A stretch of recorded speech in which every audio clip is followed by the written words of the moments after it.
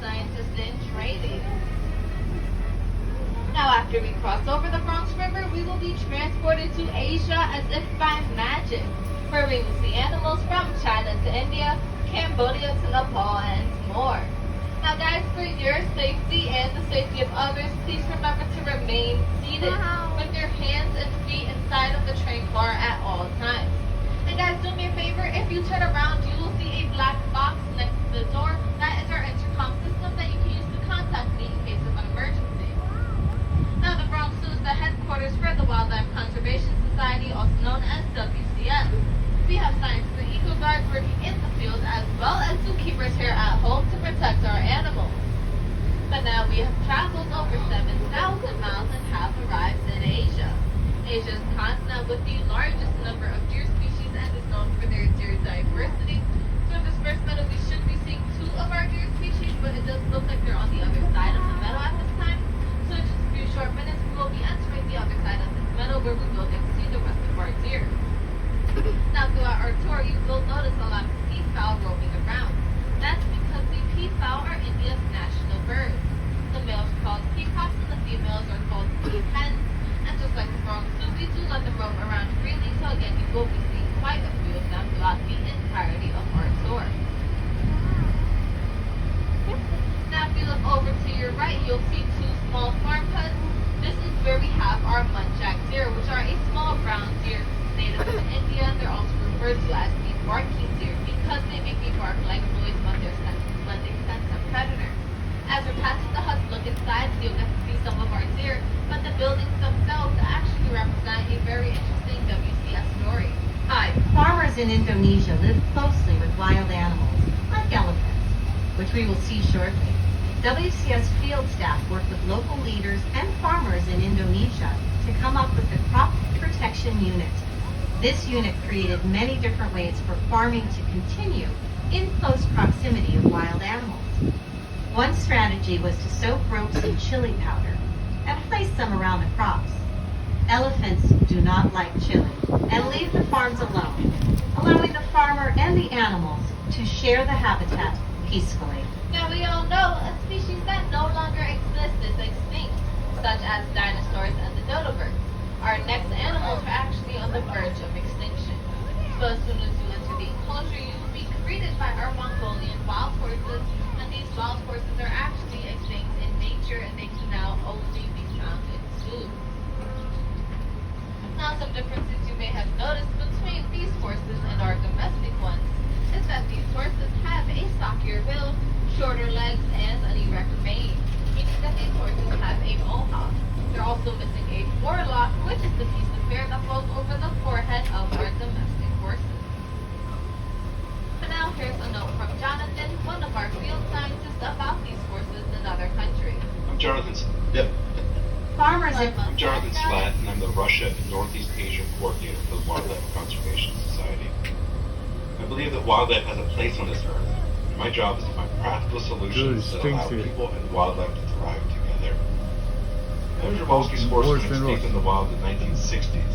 And on a recent trip to Kazakhstan, I thought about the ongoing and successful efforts in that country to bring these horses back to the Central Asian steppe. The world needs happy stories, to watch the impossible become possible, and to see hope restored. And that's what's happening today with Herr Jabolski's horse. Now, in front of you, you'll notice a small hill, and on top of that hill, you'll see what looks to be cave remnants. This is what I like to call the breakfast hill because this is where our horses like to eat breakfast and any other meals throughout the day. So believe it or not, we are still in the Mongolian wild horse enclosure. Here at the Bronx Zoo, we offer our horses plenty of room to roam around and graze. So all of the space that you saw here in front of you, as well as the space that we're coming up to on your right, belong to these horses, and they use every single bit of it. The Bronx Zoo received their first animals all the way back in 1902, and today we have had over 50 Mongolian wild horses born right here.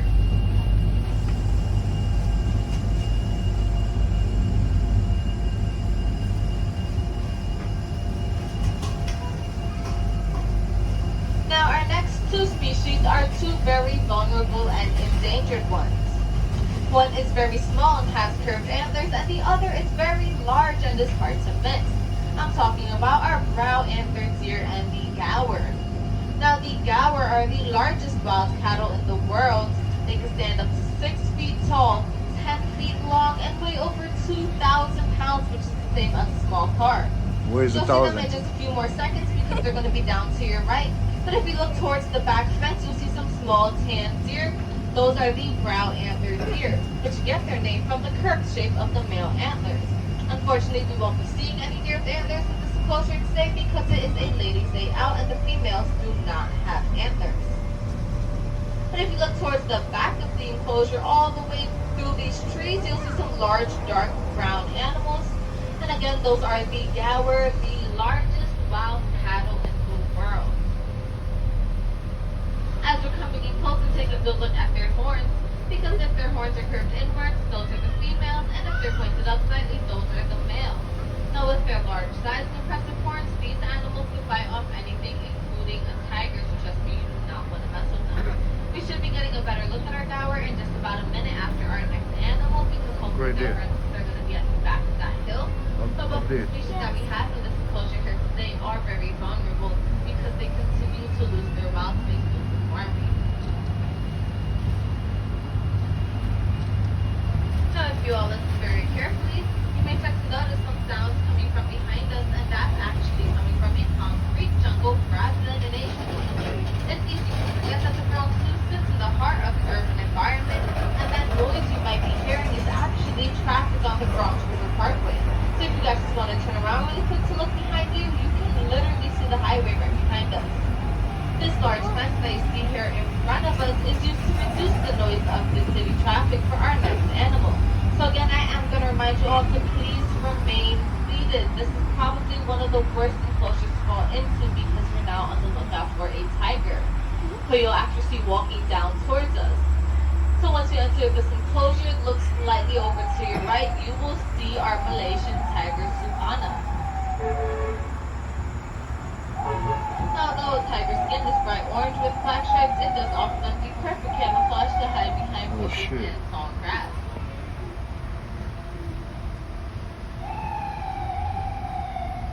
There's the dude right there. So then this is our Malaysian tiger Suhana. She's next to the pool of water now, so we will be getting a better look at her. Now, adult tigers are solitary and they do live alone in the wild, which is why, unfortunately, you will only be seeing one of our tigers out here today.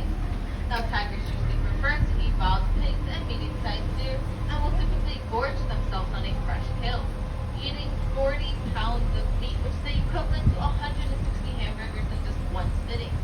Now, after such a large meal, they will not eat again for several days. If you want to see more of our tigers, don't forget to check out See, that's Tiger great. Mountain. Now, as Wow. we're coming down the small hill, we're now at the back of the gaur enclosures. Look at the top of the hill over to your right. You will see our gaur once again. And again, if their horns curve inwards, those are the females, and if their horns up slightly, those are the males. That very small gaur that you'll see on top of the hill is actually one of our babies that was born just a few weeks ago. Now, over to your right, we're at the back of the first meadow we were in, where we saw some of our peafowl. So over to your right, you'll see one of our male black buck antelopes, two of them actually walking away from us. The black buck antelopes are known to be sexually dimorphic, meaning that the males and the females look different. So the males are a chocolate brown with long spiral horns, and the females are tan with no horns. Over to your right, in this clearing, you'll see some large brown deer. Those are the Barasingha deer, and Oh my Barasingha God. is 12%, and the males have 12 to 14 points on their antlers, whereas the females do not have antlers. If you saw any small spotted deer, those are the axis deer, which are native to India and Sri Lanka. And now, as Oh, we're it's turning huge, this bend, we're about to enter a bamboo forest. So keep a good lookout for our next animal, because it does blend in closely with the muddy environment and likes to call home. So if you see a pig-like animal with tusks that curve backwards towards its eyes, you have spotted our male babirusa. It's going to be hard for you guys to see him because he's going to be down at the fence in front of us. But over to your right, we have our female who does not have tusks and a longer snout. But again, it is going to be hard for you guys to see her because she is down by the fence in front of us. But don't worry if you couldn't see our babirusa because you will not Oh, right miss there, our dude. next animal. Oh my God. We are now putting up on the largest land mammals, our Asian elephant's Patty. Happy and Patty. Now this first elephant that you're gonna see is Happy, and all the way down to your right is Patty. Where is it, man? Now you will notice some dirt and grass on Happy's back. She put that there herself to protect her skin from the sun and insects.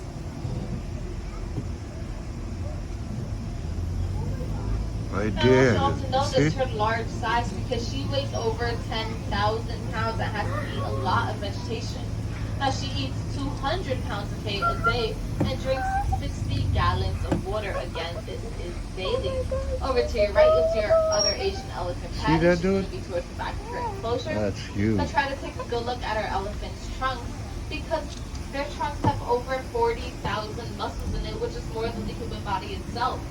It also has a finger-like feature at the end that can either pick a blade of grass from the ground or tear down all of these surrounding tree branches with enormous force. But now, as we're saying bye to Happy and Patty, we are on the lookout for another large mammal. So if you see an animal with skin that looks to have armor plate, a big horn on its nose, and looks to weigh around 3,500 pounds, you have spotted our Indian rhinoceros Penny. She's going to be all the way towards the back of her enclosure, look next to the large boulders in the back, and you will see our Indian rhino Penny.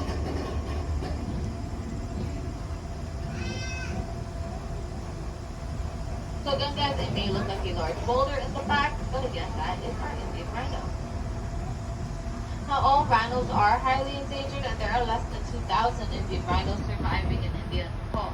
The Bronx Zoo actually cares for several endangered rhinos. Now, a common misconception with our rhinos is that they are armor plated, but that is not at all true. Their skin actually has many folds to it. So although you may think their skin is thick and tough, it's actually very thin and sensitive. And it needs protection from the sun and insects, which is why you'll see our rhinos sitting inside of the mud bottles to add that extra layer of protection to their skin. As we're coming in closer, try to take a good look at Penny's face. The wet stuff that you'll see on her face is actually sunscreen, but they're virus zookeepers. Penny's skin is so sensitive that whenever she comes outside, her zookeepers will be sensitive to her face. That's how sensitive the rhinos can be. And now here's some more information about these rhinos. The rhinos you see here are Indian rhinos. We work with habitats all over the world that are homes to rhinos. Here is a note from our field office in Sumatra, and Wulan, who works with the Sumatran rhino. Sumatran rhinos are the smallest of the world's rhinos, and they are considered critically endangered. My name is Wulan Puspari, and I'm the Species Conservation Specialist for WCS Indonesia program. We carried out an island-wide survey of the last wild population of Sumatran rhinoceros in Indonesia. With so many unknowns on how to manage Sumatran rhinos in the wild or captivity, our study showed definitively that we must protect them at source. The cost of doing nothing could be the extinction of the species, and I can't imagine that. Now, as we're leaving the rhino area behind, we're on the lookout for several other deer species and one type of antelope. Now, that is the sandbar deer, Formosa deer, hog deer, muntjac deer, and the nilgai antelope. So if you look down in front of you along the fence, you'll see some small tan-colored deer. Those are the hog deer. The hog deer get their name because they're short and heavy like hogs. They also behave like hogs, meaning that they like to creep, run low, and duck under things rather than leaping over like most deer should. Over to your right, you'll see some large, dark brown deer. These are the sandbar deer, which are the largest deer species in southern Asia. Now, the males can stand up to 5 feet tall at the shoulder and weigh over 650 pounds. As we're entering the other side of the meadow, we will get a better look at some of our deer. These large tan antelopes that you'll see once you enter the side of the meadow are the nilgai antelope, which are the largest Asian antelope species. As we're coming in closer, take a good look at their hooves because they have these bite rings that go around their hooves, which makes it look like they're wearing boots. If you saw any small spotted deer, those are the Formosa deer, which are native to Taiwan, and their coat is a dark brownish green to a reddish brown with white spots.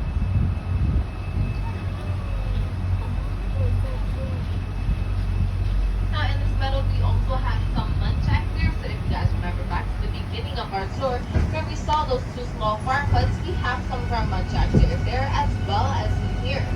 And again, the muntjac deer are a small brown deer native to India, and they're also referred to as the barking deer because they make a bark-like noise when they sense a predator.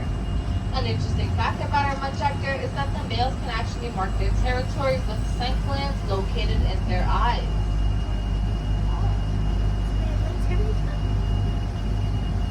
Now, I know some of those deer were hard to find, but this next one is almost impossible. So that's how we should keep a really good lookout.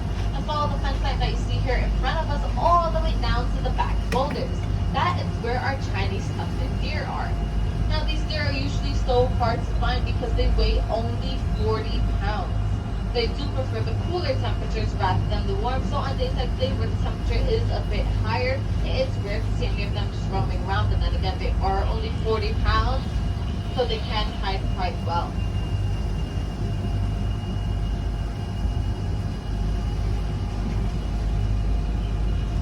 Now the next part of our tour is the perfect photo opportunity. So guys, get your cameras ready. We're now crossing back over the Bronx River, which is the highest point of our tour at 35 feet. So again, this is the perfect photo opportunity. Thousands of commuters cross over this waterway daily, and under highways and elevated tracks, the river still rushes along, providing a habitat for depth fish and migrating birds. You may also see some outlines of fish and turtles in the water, but please do not stand up to look. Rivers are vital resources for wildlife all over the world. But now the rocky terrain of this area that we're now entering is the perfect environment for our next two species. They're both adapted to climbing rugged mountain slopes and are relatives to the wild goats. So look over to your right. These are the Himalayan tar and the markhor. This large markhor that you'll see sitting on top of the boulder is actually our new alpha. Now the markhor has these large corkscrew horns that can grow up to 5 feet long with a wizard-like beard growing Wow, around look at their that neck. dude there. They're also the national animal Oh my of God. Pakistan. The Himalayan tar have a shaggier coat with horns that curve backwards Kenya. towards the back of their head. Total king. Now the hooves of these animals have a rubbery cord to them, which helps them grip and climb onto things much like a See them balloon. hanging It out helps them there? to climb boulders as well as Wow. climb trees just to reach fresh leaves. They're also known to jump 6 feet in the air without a running start. Now I am slowing down our tour momentarily so we do not miss our next animal. Look over to your right. You will see a V-shaped tree. But past that V-shaped tree on the smaller tree, look down and you will see our red panda. Panda, dude. So again guys, over to your right, past the V-shaped tree, look down and you will see our red panda lioness.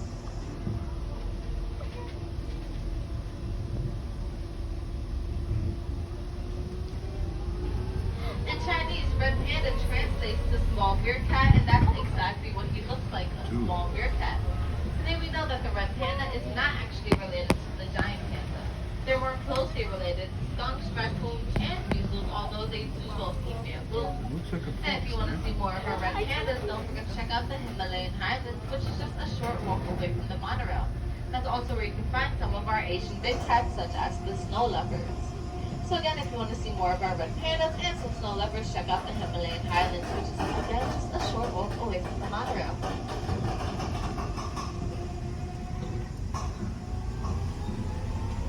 But now, as we're turning this fence, our journey is almost to an end.